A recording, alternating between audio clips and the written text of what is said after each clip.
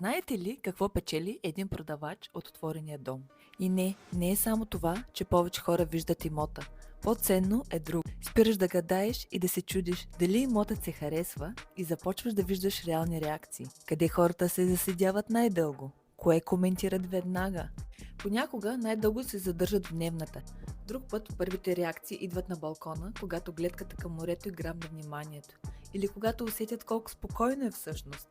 Защото в траката, сред квартал с къщи, получаваш същото усещане за тишина и спокойствие. Само че без всички ангажименти, които една къща носи.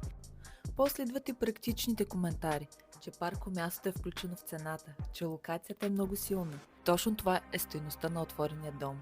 Не е просто да минат хората през имота, а да видим какво реално ги грабва. Така че отвореният дом не е просто разходка из апартамента. За продавачата е обратна връзка, посока и много ценна информация. А ако този апартамент е привлякал вниманието ти, обади ми се. За още полезно съдържание, свързано с имоти и продажби, последвай ме.